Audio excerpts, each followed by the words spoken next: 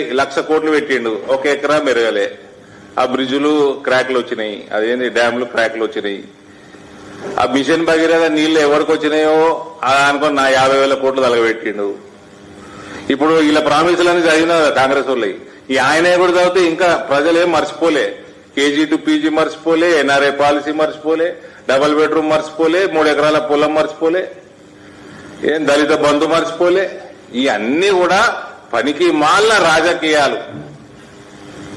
ప్రజలకు పనికొచ్చే రాజకీయం ఒక్కటి ఈ 2 పార్టీలు చేస్తలేవండి. దొందే, ఇద్దరు దుర్మార్గులే. ఆయన వేస్ట్ ఫెలో, పెద్ద ద్రోహి, తెలంగాణ ద్రోహి. తెలంగాణని దోచేసుకున్న ముఠా కల్వకుంట్ల కుటుంబం అని ఆయన నిరూపించుకున్నాడు కాబట్టి ప్రజలు ఎలగొట్టేసిండ్రు. ఇక ఈయన రేవంత్ రెడ్డికి చెప్తా ఉన్నా, ఎంత ఆయన వయసు 52 ఉంటుంది, యంగ్స్టర్, ముఖ్యమంత్రి అయినావు, జిల్లాలకు పోవయ్యా, జిల్లాలకు పో. విద్య పరిస్థితి ఏంది, వైద్యం పరిస్థితి ఏంది, వ్యవసాయం పరిస్థితి ఏంది, వలసదారుల పరిస్థితి ఏంది? ఒక రివ్యూ చేసినవా? ఒక డిస్ట్రిక్ట్ రివ్యూ చేసినవా? ఒక డిపార్ట్మెంట్ రివ్యూ చేసినవా? ఇప్పటి వరకు లేదు. బేసిక్ అడ్మినిస్ట్రేషన్ మీద గ్రిప్ లేదు. ఇచ్చిన వాగ్దానాలు ఎట్లా తుంగలు దొక్కిరు కాంగ్రెస్ వాళ్ళు. వేర్ ఇస్ బేసిక్ అడ్మినిస్ట్రేషన్ లేదు. బ్యూరోక్రాట్స్ దగ్గరకు పోతే జేబులు ఖాళీ అంటున్నారు.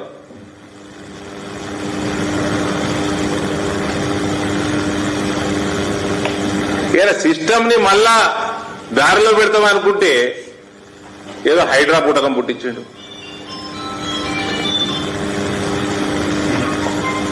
ఏమైనా ఎలక్షన్లు వచ్చినాయా? భరతారు కాంగ్రెస్ పార్టీ ప్రజలు, మహిళలు అందరూ.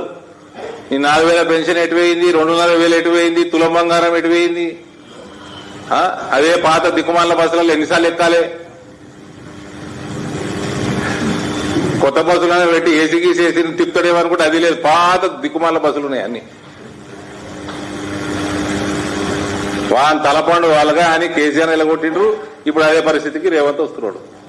అన్ని మోసాలే.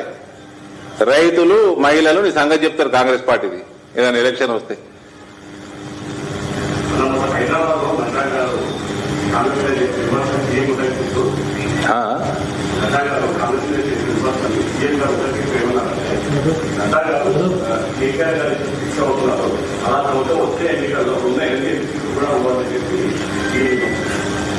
నడ్డా గారు కేసీఆర్ ఇచ్చిన స్క్రిప్టా? ఏం స్క్రిప్ట్ ఇచ్చిండు?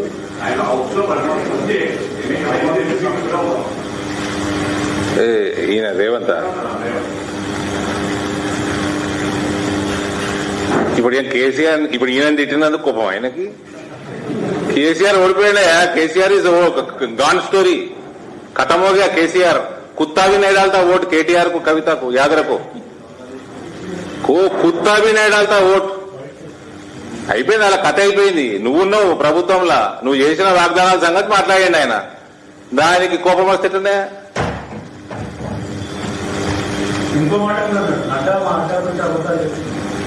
హైదరాబాద్ నాశనం చేసి, హైదరాబాద్ రియల్ ఎస్టేట్ నాశనం చేసి ఏ ప్రాంతాన్ని పెంచదలుచుకున్నాడు రేవంత్? ఏ ప్రాంతాన్ని పెంచదలుచుకున్నాడు? హైదరాబాద్ మీద ఎందుకు బూడుబుటాని సబటాజ్ ఎందుకు? నేను వెనుక ఉన్న మర్మమేంది? ఇన్నిసార్లు అడుగుతున్నాము, ఓల్డ్ సిటీ పోతుందా? నీది జేసీబీ పోతుందా? ఓల్డ్ సిటీ పోకుండా మూసేట్ల ప్రక్షాళన అవుతుంది. దీనికి ధైర్యం లేదు చెప్పేది కానీ పనికిమాల రాజకీయాలు, మన తెలంగాణ తల్లి విగ్రహాల రాజకీయాలు. ఈయనేమో ఏదో ఏంటది ఏమొస్తాము, ఈయన అది అభయమస్తామని ఈయన పెట్టుకున్నాడు. ఆయన ఇంతకు ముందు ఉన్న ఆయననేమో కేసీఆర్ ఆ యాదగిరిగుట్ట ఆ పిల్లర్ల మీద ముక్కు చెక్కించుకున్నాడు.